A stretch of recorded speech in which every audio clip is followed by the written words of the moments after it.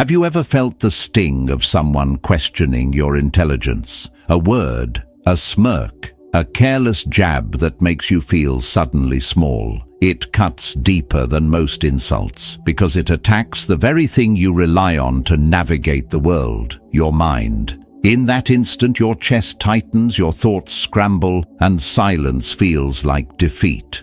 Later, the words echo back and you wish you had answered differently. Most people either freeze and carry the wound or lash out in anger and end up proving the insulter right. Both reactions hand over power. The Stoics saw this long ago, that how you respond reveals more about your character than the insult itself. An insult to your mind is really a mirror of theirs, a confession of their own insecurity dressed as superiority. But there is another path, a way to respond without rage, without submission, a way to turn their attack into proof of your clarity.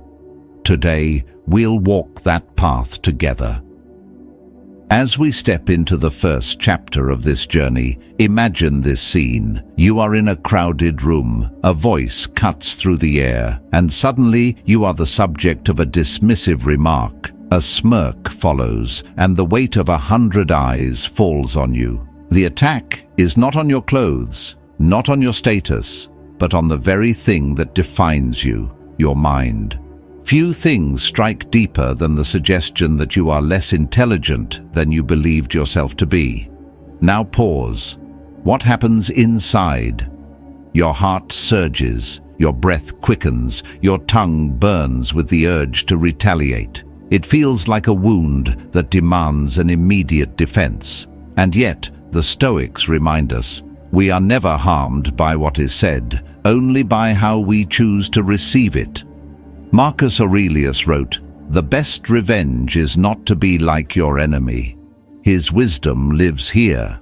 The real battlefield is not the room, not the remark, but the space within you. So instead of striking back, you turn the tables with calm precision.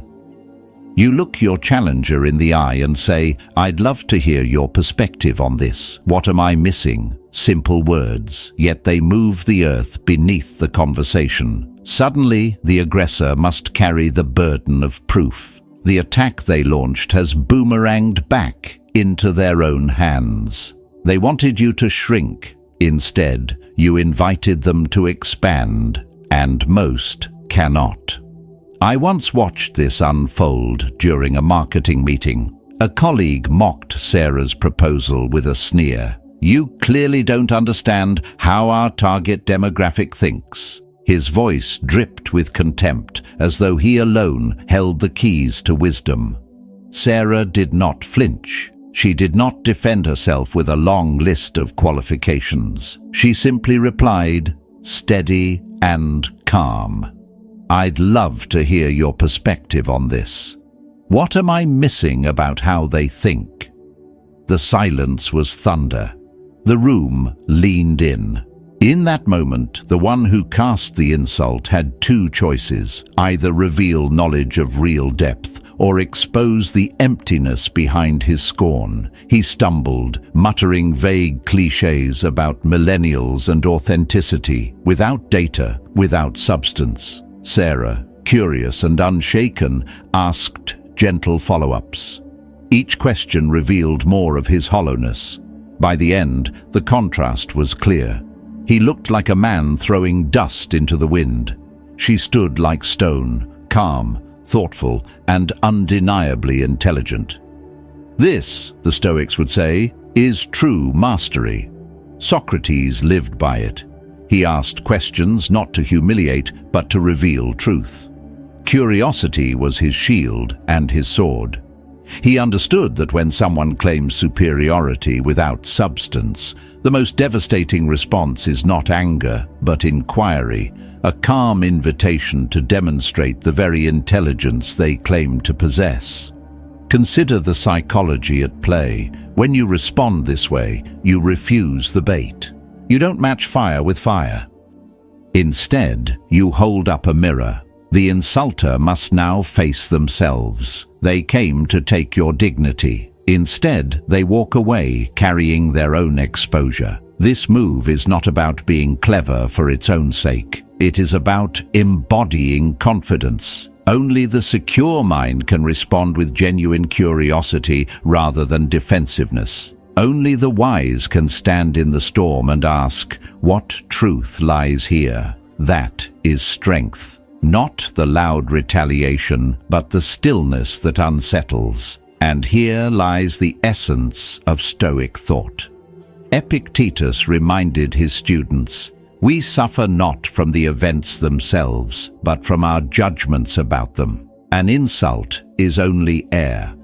If you choose to see it as evidence of another's insecurity rather than your own inadequacy, then the sting fades. If you choose to answer with calm inquiry, you do not descend into their game. You elevate the entire conversation. But let me be clear, the tone matters. Deliver this response with sarcasm, and you expose your own insecurity. Speak it with bitterness, and it becomes another fight. The power lives in sincerity. When you say, "I'd love to hear your perspective," you must mean it. You must carry the stillness of someone who actually seeks to learn. That authenticity makes the insult appear petty, unprofessional, and beneath you.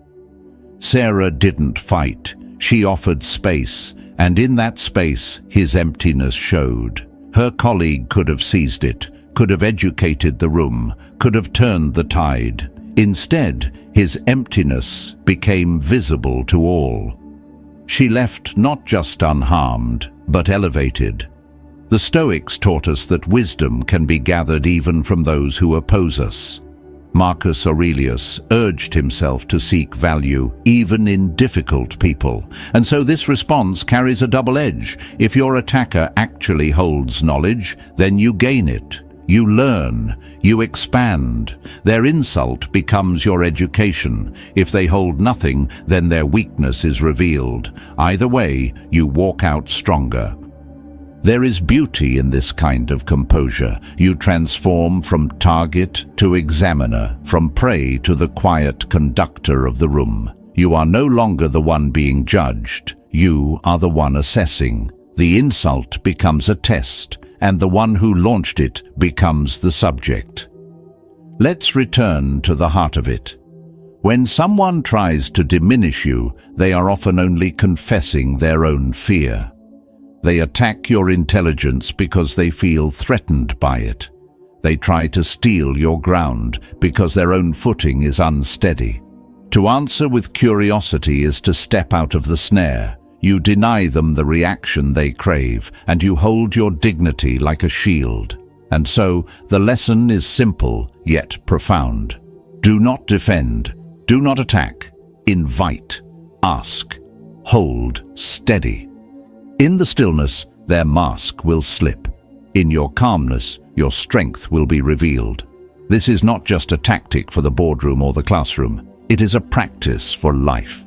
The next time someone tries to undercut you, pause. Feel the surge within you. Acknowledge it, but do not act on it. Then ask, "What am I missing? Show me." If they can teach, you grow. If they cannot, you shine. As Seneca once wrote, it is the power of the mind to be unconquerable. To choose curiosity over anger is to live those words. To turn insults into opportunities is to prove your intelligence without ever boasting of it. And when you master this first response, you will find a shift.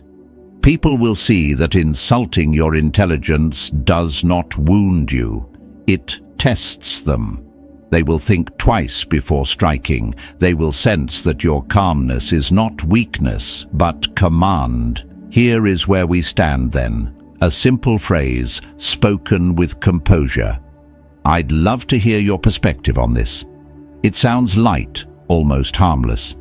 But delivered with stoic clarity, it is a mountain disguised as a pebble. It is calm that unsettles, curiosity that exposes, dignity that endures. And as this door closes, another opens. For there is a second response that does not merely invite perspective, but demands reasoning, and that is where the true test of logic begins. Moving into the second chapter of this journey, picture a long table in a boardroom, papers scattered, laptops glowing, and the heavy silence that only falls when authority has just spoken in a cutting tone. A boss leans forward, dismissing an idea with the flick of a phrase. "That's a really dumb idea. You obviously don't understand how budgets work in this industry." Every eye shifts, everyone waits. And in that moment, the air itself seems to judge whether the man attacked will collapse or rise. Now, imagine you are that man. Your proposal has just been called stupid in front of your peers. Heat surges up your neck. 1,000 words burn on your tongue, each one demanding to defend your competence. The room feels like an arena, and your instinct tells you to fight. But this is where the Stoics whisper their counsel. Do not rush. Do not match insult with anger. Control the storm within before you attempt to calm the storm without. And so, instead of breaking, you breathe. You look at your attacker and with steady voice you say, "Help me understand your reasoning behind that. What specific aspects am I not considering?" The silence shifts. The room, once waiting for you to fight or retreat, now turns its gaze on the one who attacked. The burden moves.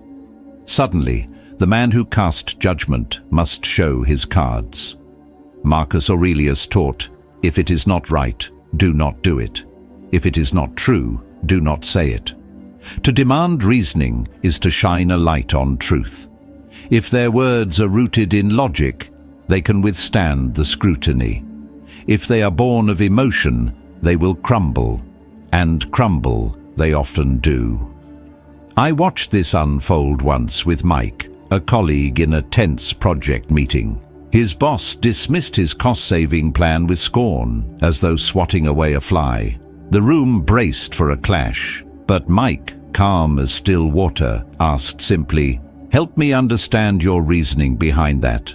Which part of the budget am I not considering?" It wasn't defiance. It wasn't submission. It was inquiry, clean, sharp, impossible to twist. His boss shifted in his seat. First vague mentions of industry standards, then a haze of the way things are done. Nothing concrete. Mike pressed again, gently. "Which standards exactly? Can you show how they apply here?" Each question tightened the circle. Each calm word stripped away the armor of authority until all that remained was the reality. The dismissal had no foundation. The insult was not truth, only emotion dressed in power. And the one humiliated was not Mike, but the man who tried to humiliate him. Here lies the brilliance of this response. It forces the insulter to prove themselves while you remain anchored in dignity. You are not the one under trial anymore, they are. You have shifted the roles without raising your voice, without losing control. Seneca urged us to examine judgments, to ensure they come from reason rather than emotion. When you respond this way, you show that you live by that law. You reveal yourself as someone governed by clarity, not impulse. But let me tell you the secret. Tone is everything. Say these words like a challenge, and you look defensive. Say them with sarcasm, and you invite war. But say them as a seeker of truth, with steady eyes and measured breath, and you become unshakable. It is not a duel, it is a dialogue, and the one who can maintain dialogue in the face of insult always holds the higher ground. Think of what this communicates to those watching. In the eyes of your peers, you are no longer the one who has been cut down. You are the one who rises above.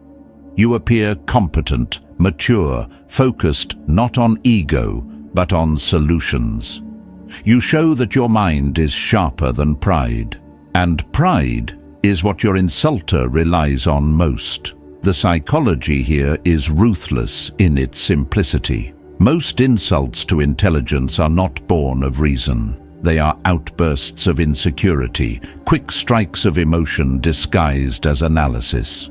By calmly asking for reasoning, you strip away the disguise. If reasoning exists, you gain knowledge. If it doesn't, the hollowness is laid bare for all to see. Either way, you win. Epictetus reminded us, we cannot control the actions of others, but we can control our own responses.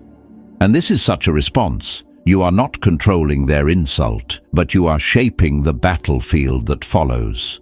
You refuse to fight where they choose. Instead, you make them fight where they cannot win, on the ground of logic and evidence. And here's the deeper truth. This isn't just about cleverness in a meeting. It is a way of living. Life will constantly place people in your path who speak out of emotion, who try to diminish you to elevate themselves. If you spend your life reacting with anger, you will always be their puppet. But if you learn to demand reasoning, to stand calmly in the storm and ask for light, then you free yourself. You make others reveal themselves. And the truth, once revealed, cannot be hidden again. So let the next insult you face become a test, not of your temper, but of their reasoning, not of your worth, but of their truth. Ask them, without trembling, help me understand your reasoning. If they offer clarity, you are enriched. If they falter, their weapon turns back on them. Either way, you remain untouched. The Stoics would tell us, the world is full of judgments, but few are worth believing. Your task is not to accept them blindly, but to examine them with courage.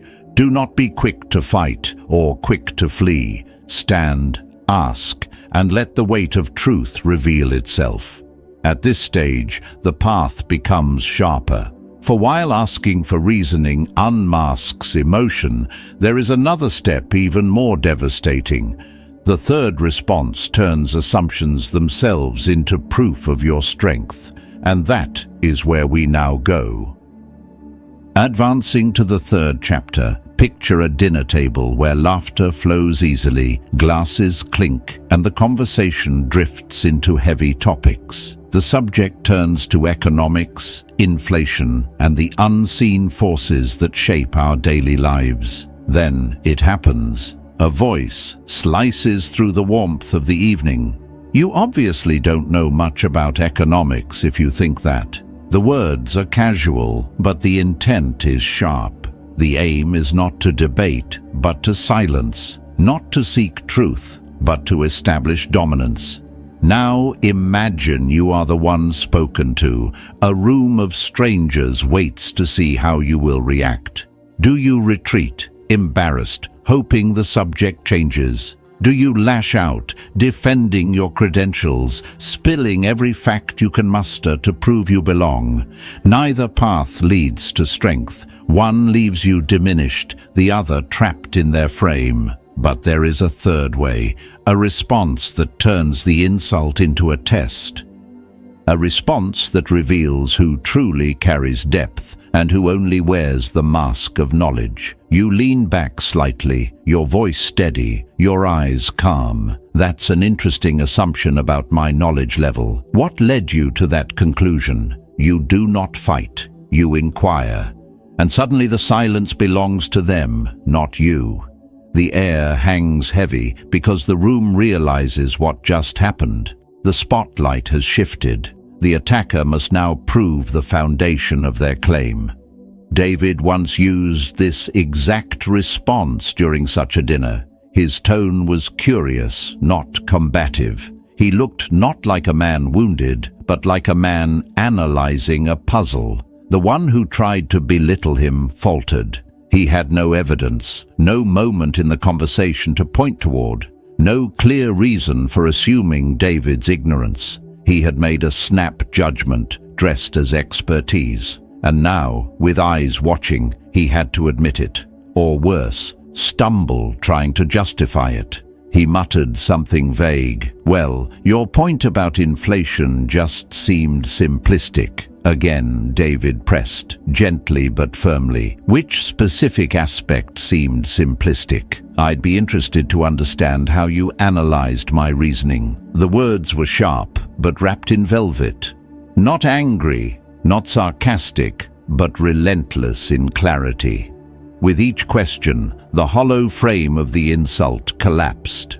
And as it fell, David rose, not by boasting of his credentials, but by showing calm and critical thought in the face of scorn. This is the essence of Stoic power. Epictetus warned us to examine judgments before accepting them. "It is not things themselves that trouble us," he said, "but the opinions we form about them." To respond in this way is to embody that principle in real time. You do not swallow their judgment as truth. You dissect it. You ask for its roots. And in doing so, you reveal whether it was built on evidence or on air. The psychological reversal is devastating.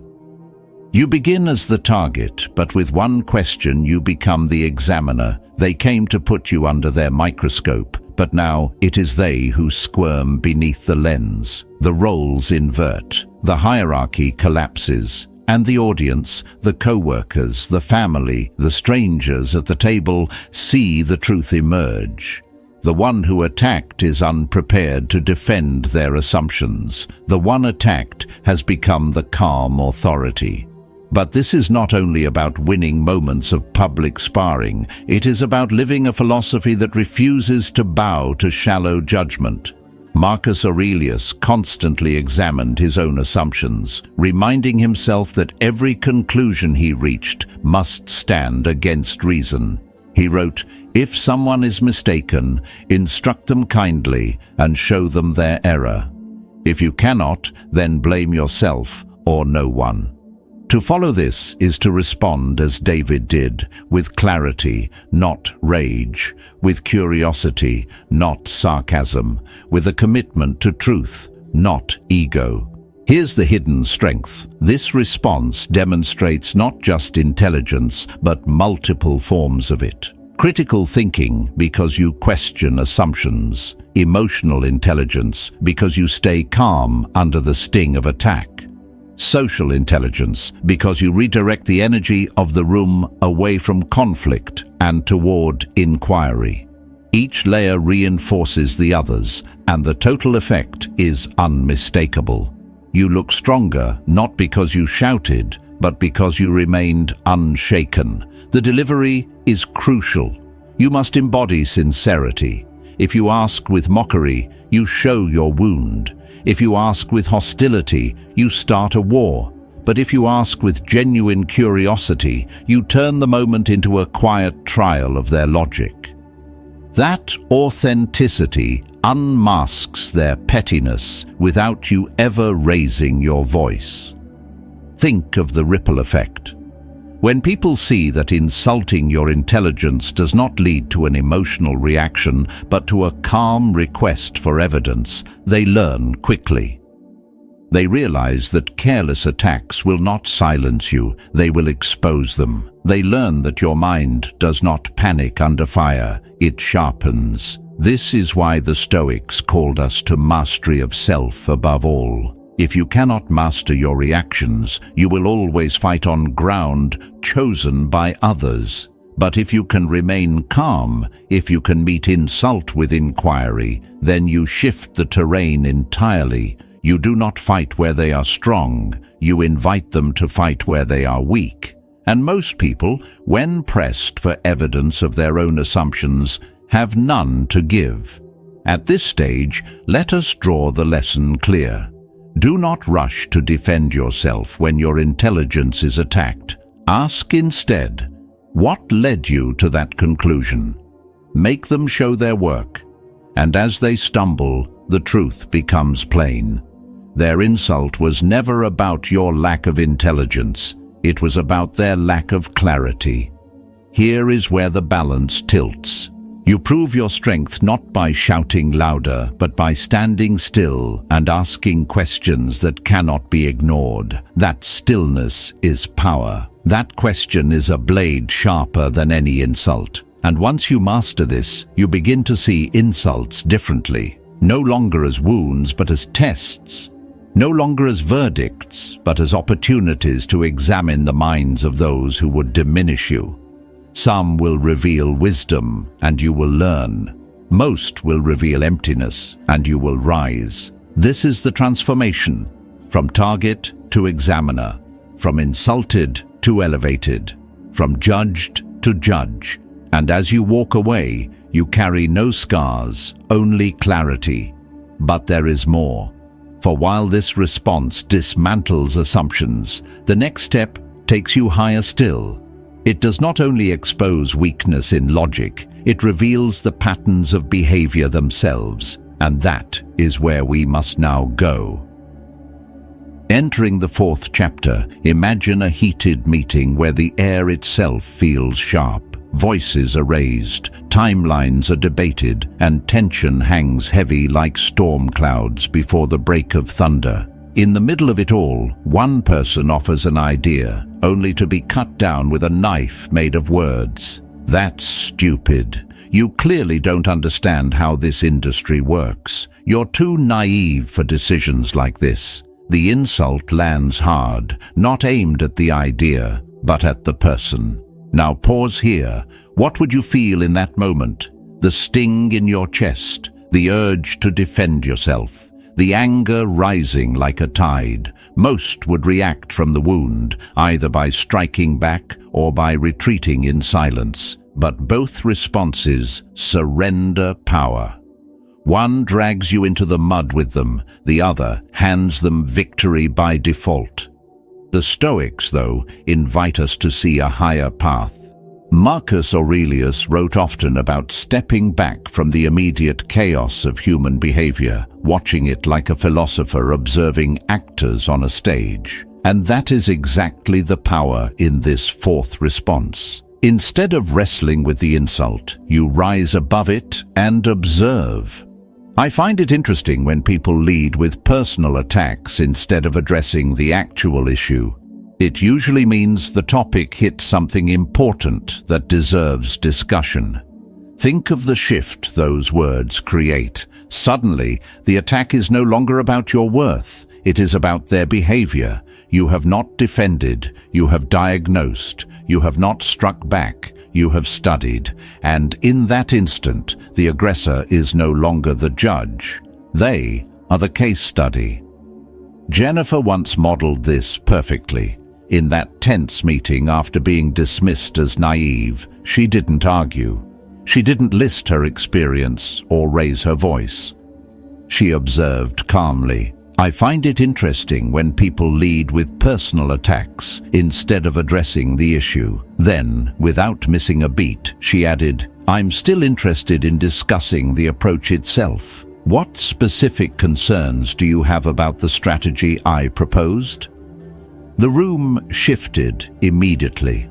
The silence was electric. Everyone could see the contrast between maturity and pettiness, between emotional reaction and composed analysis. Her colleague flushed red. His aggression had been exposed, not by an insult returned, but by a mirror held up to his own behavior. The authority of the room moved. Jennifer became the one in control, not because she shouted, but because she refused to step into the mud. This is Stoicism in practice. Seneca urged us to maintain virtue regardless of how others behave toward us. He knew that dignity shines brightest in the face of insult. To analyze rather than retaliate is to treat the moment like a philosopher treats data, not as a personal wound, but as evidence of human nature. You transform an insult into an experiment. Notice the brilliance here. When you respond this way, you demonstrate multiple layers of intelligence. Intellectual, because you are identifying the true pattern at work. Emotional, because you are calm under attack. Social, because you are subtly educating everyone in the room about what they are seeing. You've moved the conversation to a meta level. You're not trapped in content. You're framing the entire interaction. Think of the psychological impact on the attacker. They expected resistance, anger, or shame. Instead, they were studied. They were named. And once behavior is named, it loses much of its hidden power. The aggressor, who moments earlier seemed strong, suddenly looks small. Everyone sees it. Everyone feels it. And you, without raising your voice, have won. But here's the key: delivery. If your tone is mocking, you lose. If your voice drips with superiority, you fall into the same trap of ego. The power lies in genuine observation, like a scientist noting a curious reaction, like a Stoic watching the world unfold. I find it interesting must sound sincere, not sarcastic. This is not about shaming, it is about clarity, and that clarity is magnetic. People begin to respect you not just for your ideas, but for your composure. They see that you cannot be dragged into petty squabbles. They see that insults bounce off you, not because you ignore them, but because you dissect them with calm precision. You elevate the entire space simply by refusing to descend. This is why Stoicism remains timeless. The world is full of noise, of personal attacks, of people who strike at others instead of engaging ideas. If you mirror their energy, you become another echo of the chaos. But if you step back, observe, and reframe, you rise. You become the anchor in the storm, the still figure everyone else measures themselves against. Here is the heart of the matter. Insults reveal far more about the speaker than about the target. By calmly naming the pattern, you expose the truth. You protect your dignity while allowing the aggressor's immaturity to reveal itself without you lifting a sword. At this stage, the lesson becomes clear. Do not meet insult with insult. Do not let yourself be baited into proving your worth to those who are not even listening. Rise above, observe, reframe, turn their attack into a lesson about communication itself. When you do, you change not just the room, but the way people remember you. Because here is the deeper truth. People will forget the details of the argument, but they will never forget the calm dignity of the one who refused to be dragged into the mud. That memory endures. That presence commands respect. And as we close this chapter, a door opens to the final response. For while analysis shows wisdom, the highest form of strength is even quieter. It is not in naming patterns or dissecting insults, but in showing such grace that the attack itself loses all power. That is the territory we now step into. At this stage, let us step into the quietest and perhaps most powerful response of all. Picture a crowded family gathering, the table heavy with food, the air alive with chatter. Then a voice cuts through the warmth. You're not smart enough to understand this family business. Stay out of financial discussions and let the adults handle it. The room falls silent. Forks pause mid-air. Eyes shift toward Maria, waiting for her to flare in anger or retreat in shame. That is the trap. Draw her into a fight or silence her into defeat. But Maria does neither. She looks at her brother with calm composure and says simply, "I appreciate you sharing your perspective."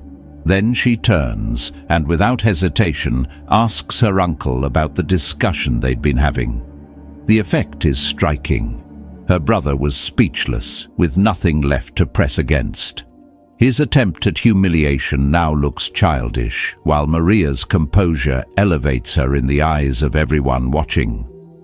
The room sees who acted out of pettiness and who carried themselves with dignity. This is Stoic strength in its purest form. Seneca reminded us that character is revealed not in comfort, but in difficulty. Maria's restraint showed security that no insult could shake.